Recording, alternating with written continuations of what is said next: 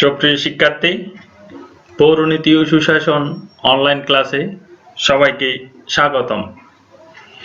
আমরা এই করোনা কালে শিক্ষা প্রতিষ্ঠান বন্ধকালীন সময়ে এই অনলাইনে ভিডিও কন্টেন্টের মাধ্যমে এই আধুনিক পদ্ধতিতে তোমাদেরকে সুন্দরভাবে কিছু ক্লাস উপস্থাপনের চেষ্টা করছি। এই ক্লাসগুলোতে, এই সংক্ষিপ্ত ভিডিওগুলোতে যতটুকু সম্ভব তোমাদেরকে বোঝানোর চেষ্টা করতেছি। তোমরা যদি এই ক্লাসগুলো থেকে একটু উপকৃত হও তাহলে আমাদের এই চেষ্টা সার্থক হবে। আশা করি তোমরা এই ক্লাসগুলো মনোযোগ দিয়ে দেখবে। মাত্র 15-20 মিনিটের একটা ভিডিও, শুরু থেকে শেষ পর্যন্ত দেখার চেষ্টা করবে। আমি মোহাম্মদ ফরমানুল্লাহ, প্রভাষক রাষ্ট্রবিজ্ঞান, কুন্ডেশ্বরী গার্লস কলেজ, স্নাতক আবাসিক, রাউজান, চট্টগ্রাম।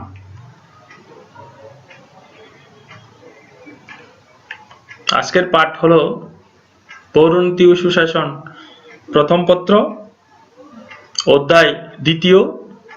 এই অধ্যায়ের নাম হলো গুড গভর্নেন্স বা সুশাসন। এই অধ্যায় থেকে আমরা আজকে 2য় পাঠ আরেকটি ক্লাস নিতে যাচ্ছি। আমরা কিছু ছবি দেখতেছি, একদিকে পার্লামেন্ট বা আইনসভা, আরেকদিকে মন্ত্রী পরিষদ বা শাসন বিভাগ, আরেকদিকে সুপ্রিম কোর্টের ছবি বা বিচার বিভাগ। সুতরাং এই তিনটাকে আমরা একসাথে সরকার ব্যবস্থা বলি বা শাসন ব্যবস্থা।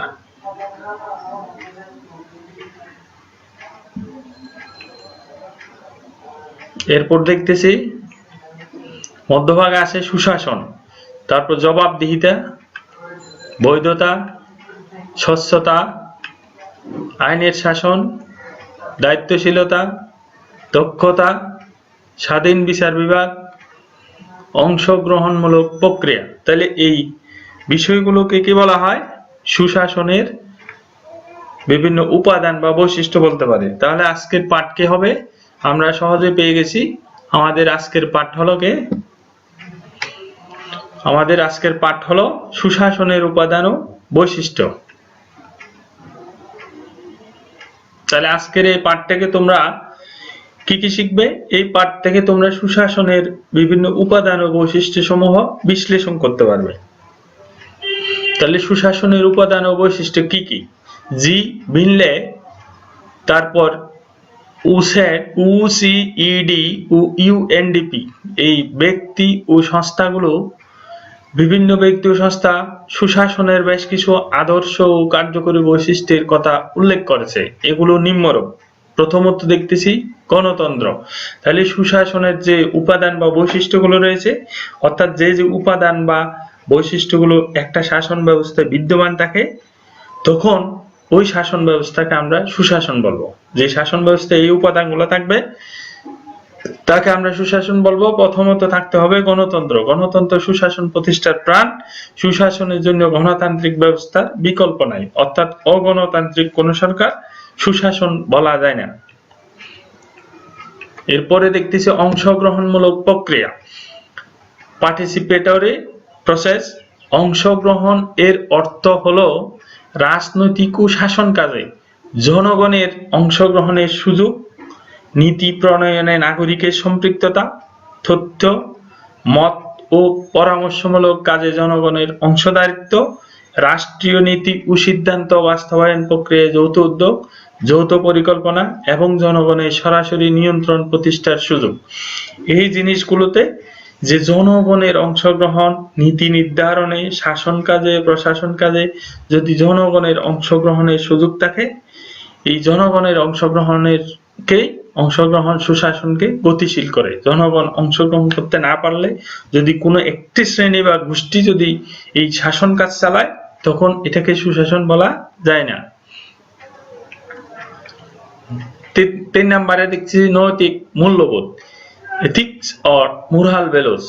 আইন অপেক্ষা নৈতিকতার সীমানা অনেক বেশি প্রসারিত। নৈতিক মূল্যবোধ দ্বারা শাসন কাজ পরিচালনা করা হলে সুশাসন প্রতিষ্ঠিত হয়। সুশাসন প্রতিষ্ঠায় তাই সিদ্ধান্ত গ্রহণ ও বাস্তবায়নকারী ব্যক্তিবর্গের নৈতিক চরিত্রের গঠনটি অত্যন্ত গুরুত্বপূর্ণ। যারা এই নীতি নির্ধারণ এবং সিদ্ধান্ত গ্রহণ ও বাস্তবায়নের সাথে জড়িত সেসব শীর্ষ পর্যায়ের নেতৃস্থানীয় ব্যক্তিদের অবশ্যই নৈতিক চরিত্রের অধিকারী হতে হয়। পরে স্বচ্ছতা, ট্রান্সপারেন্সি। স্বচ্ছতার অর্থ পরিষ্কার, স্পষ্ট ও নির্ভুল। যে কোনো কিছু স্বচ্ছ পরিষ্কার ভাবে উত্থাপন করতে হবে, মানুষের বোধগম্য হওয়ার মতো, কোনো জায়গায় যাতে সন্দেহ সৃষ্টি না হয়, দ্বৈত অর্থের সৃষ্টি না হয়। দ্বৈত অর্থবোধকতার অনুপস্থিতি হলো স্বচ্ছতা, অর্থাৎ দুই ধরনের অর্থ বা ভিন্ন ধরনের অর্থ হবে না, একটাই বোঝাবে। শাসন ব্যবস্থার আইন কানুন, নীতি বা সিদ্ধান্ত যদি স্পষ্ট, পরিষ্কার বা স্বচ্ছ হয়, যদি এর একাধিক অর্থ বা ব্যাখ্যা করার সুযোগ না থাকে, তাহলে তা সহজেই জনগণের বোধগম্য হয়। নীতি বা সিদ্ধান্ত স্বচ্ছ হলে সুশাসন প্রতিষ্ঠার পথ সুগম হয়। তাহলে আমরা স্বচ্ছ জিনিস বলতে কি বোঝাই? যে একেবারে নির্ভুল, পরিষ্কার, স্পষ্ট, জনগণের সহজে বুঝতে পারে ওইরকম বিষয় হতে হবে। এই ধরনের শাসন ব্যবস্থায় যদি থাকে তাহলে সুশাসন প্রতিষ্ঠা সুগম হয়।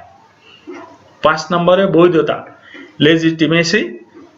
সরকারের বৈধতা, সরকারের গৃহীত নীতি বা সিদ্ধান্তের বৈধতা, প্রণীত আইনের বৈধতা সুশাসন প্রতিষ্ঠার জন্য অত্যাবশ্যকীয় উপাদান। এই বৈধতা জিনিসটা হলো অত্যন্ত একটি গুরুত্বপূর্ণ। এই জন্যই অনির্বাচিত, গণতান্ত্রিক, স্বেচ্ছাচারী বা সামরিক শাসনকে কেউ সুশাসন বলে না। যে সমস্ত সরকার বা শাসন ব্যবস্থা জনগণের সম্মতিতে, জনগণের সম্মতির ভিত্তিতে, জনগণের ভোটের মাধ্যমে জনগণ দ্বারা পরিচালিত হয়, গঠিত হয়, সেই শাসনগুলোকে সুশাসন বলা যায়। কখনো অগণতান্ত্রিক, অনির্বাচিত, স্বেচ্ছাচারী এগুলাকে সুশাসন বলে না।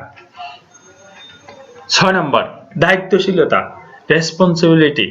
এই সুশাসনের একটি গুরুত্বপূর্ণ বৈশিষ্ট্য হলো দায়িত্বশীলতা। এর অর্থ হলো সরকার ও রাজনৈতিক প্রক্রিয়ার কর্মকাণ্ডে দায়িত্বশীলতা।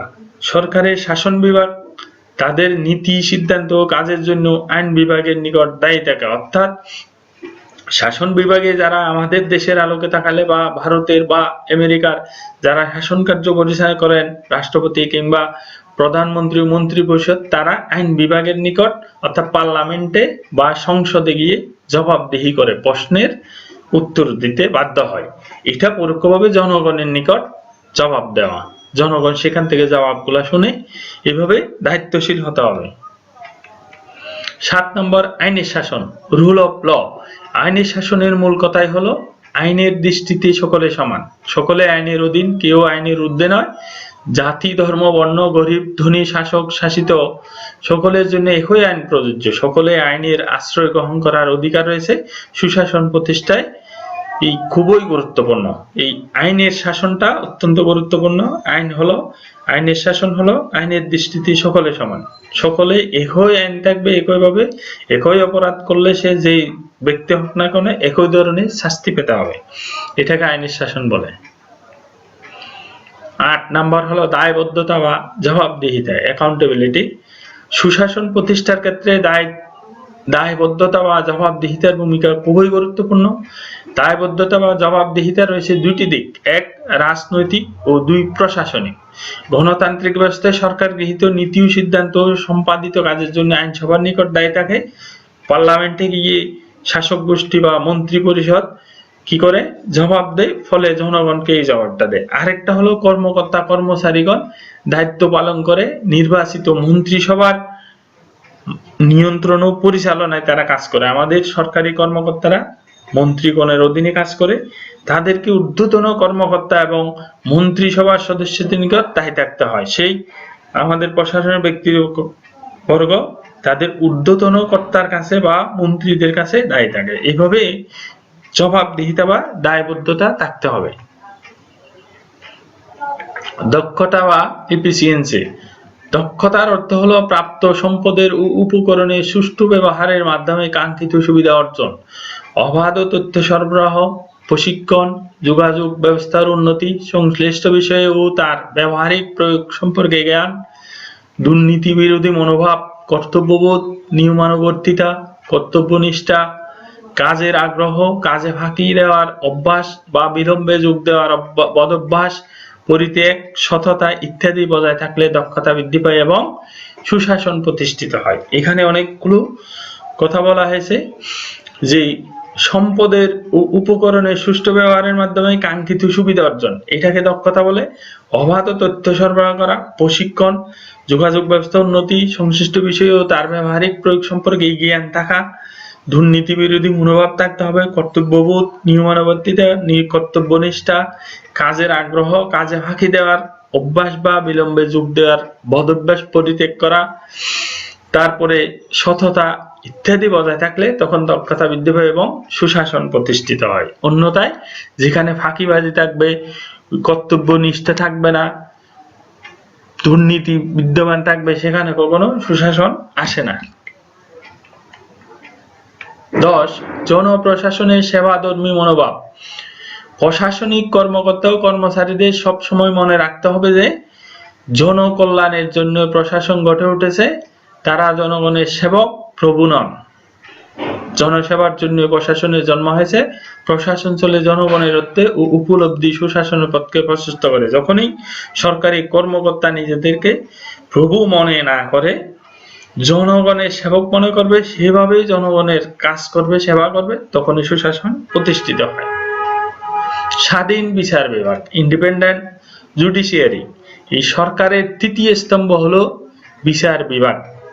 বিচার বিভাগ যদি সরকারের অন্য দুটি বিভাগের হস্তক্ষেপ মুক্ত, স্বাধীন ও নিরপেক্ষ থাকে, বিচারকগণ যদি সৎ, দক্ষ, নিরপেক্ষ, উচ্চ নৈতিক গুণাবলীর অধিকারী হন, ভয়ভীতি বা প্রলোভনের কাছে নতি স্বীকার না করেন, তাহলে নিয়ে বিচার প্রতিষ্ঠিত হয়। সুতরাং বিচার বিভাগের স্বাধীনতাকে সুশাসনের অন্যতম গুরুত্বপূর্ণ বৈশিষ্ট্য বলা হয়। এই বিচার বিভাগের সরকারের তিনটে স্তম্ভের মধ্যে অত্যন্ত গুরুত্বপূর্ণ জিনিস হলো কি এই বিচার বিভাগ। বিচার বিভাগ হলো এমন একটি জিনিস যেখানে প্রত্যেক ব্যক্তি তার শেষ আশ্রয়স্থল হিসেবে পায়।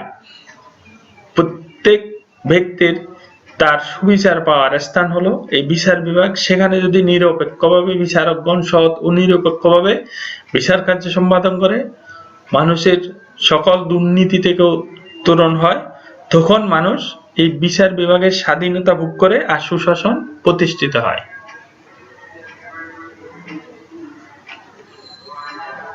বারো নম্বর, সততা, অনেস্টি।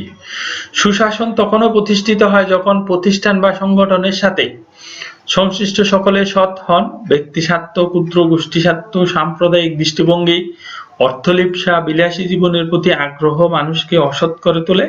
কাজে এগুলো পরিহার করতে পারলে তা সুশাসন প্রতিষ্ঠায় সাহায্য করে। অর্থাৎ সততা থাকতে হবে। মানুষের লোভ, লালসা, গোষ্ঠী স্বার্থ, সাম্প্রদায়িক দৃষ্টিভঙ্গি ইত্যাদি বাদ দিয়ে যদি সৎভাবে প্রশাসন চলে, তখন সুশাসন প্রতিষ্ঠিত হয়। 13 নম্বর, লিঙ্গ বৈষম্যের অনুপস্থিতি, অ্যাবসেন্স অফ জেন্ডার ডিসপ্যারিটি। সুশাসনে লিঙ্গ বৈষম্য করা যায় না। নারী পুরুষ নির্বিশেষে যোগ্য ব্যক্তি প্রশাসনিক ব্যবস্থাপনায় নিয়োগ পান এবং সততা, দক্ষতা ও যোগ্যতার জন্য পুরস্কৃত হন বা পদোন্নতি পান। এই ধরনের নারী পুরুষের বৈষম্যহীন হলে তখন এখানে কি থাকবে? সুশাসন থাকবে। 14 নম্বর, বিকেন্দ্রীকরণ, ডিসেন্ট্রালাইজেশন। সুশাসন প্রতিষ্ঠায় বিকেন্দ্রীকরণের ভূমিকা খুবই গুরুত্বপূর্ণ। বিকেন্দ্রীকরণ হচ্ছে ক্ষমতার বন্টন ও বিভক্তিকরণের নীতি। ক্ষমতাকে এক জায়গায় কুক্ষিগত না রাখে ভাগ ভাগ করে দেওয়া। এর অর্থ হলো ক্ষমতা, কর্তৃত্ব, দায়িত্বকে প্রশাসন উচ্চ স্তর থেকে নিম্ন স্তরে ছড়িয়ে দেওয়া। বিকেন্দ্রীকরণের ফলে জনগণের অংশগ্রহণের মাত্রা বৃদ্ধির সাথে সাথে সচেতনতাও বৃদ্ধি পায়। প্রশাসনের মূল্যবান সময় বেঁচে যায়। কর্মকর্তা কর্মচারীদের মনোবল ও আত্মমর্যাদা বৃদ্ধি পায়। যে এক জায়গায় না রেখে কেন্দ্র থেকে বিভাগ থেকে জেলা থেকে উপজেলা থেকে ইউনিয়ন পর্যায়ে ক্ষমতা ভাগ করে দেওয়াকে বিকেন্দ্রীকরণ বলে।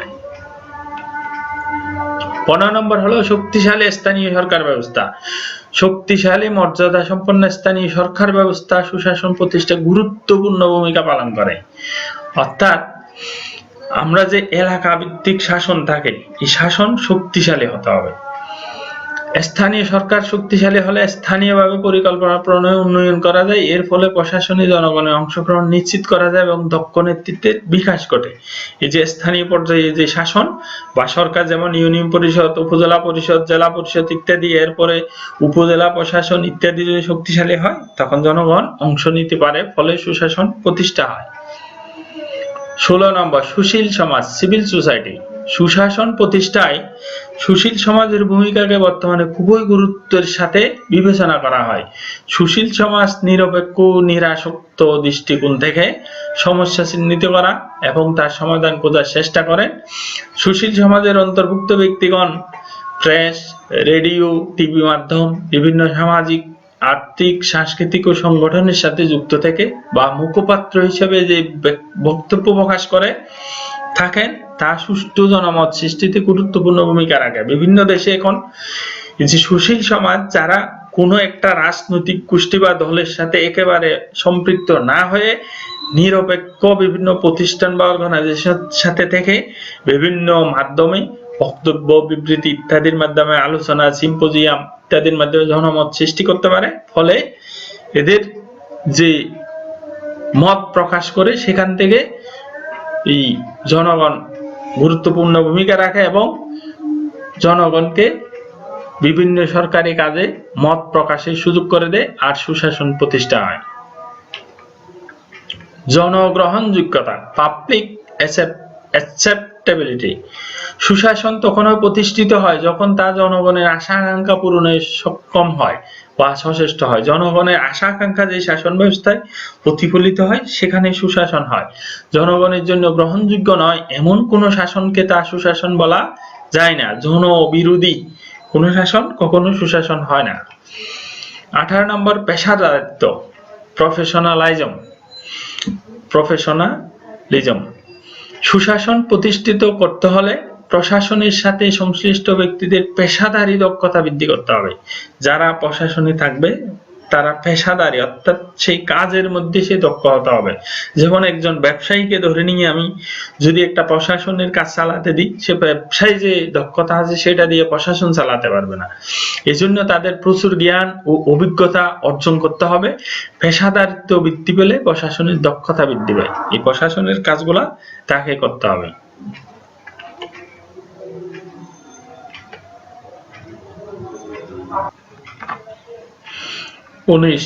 19 নম্বর, মর্যাদা ও বিশ্বাস অর্জন। প্রশাসনিক কর্মকর্তা কর্মচারীদের কাজকর্ম, দক্ষতা ও যোগ্যতার দ্বারা নিয়োগকারী কর্তৃপক্ষ এবং জনগণের নিকট নিজেদেরকে মর্যাদা সম্পন্ন ও বিশ্বাসযোগ্য করে তুলতে হবে। যারা প্রশাসনে নিয়োগপ্রাপ্ত হয় তাদেরকে কোনো স্বজন প্রীতির মাধ্যমে, দলীয় মনোভাবের মাধ্যমে যদি নিয়োগ দেওয়া হয় তখন তাদেরকে কেউ সম্মান করবে না, মর্যাদা সম্পন্ন হবে না।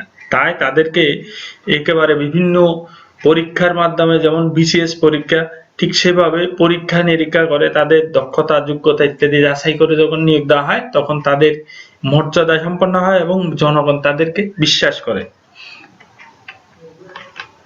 20, প্রচার মাধ্যমে স্বাধীনতা, ফ্রি মিডিয়া।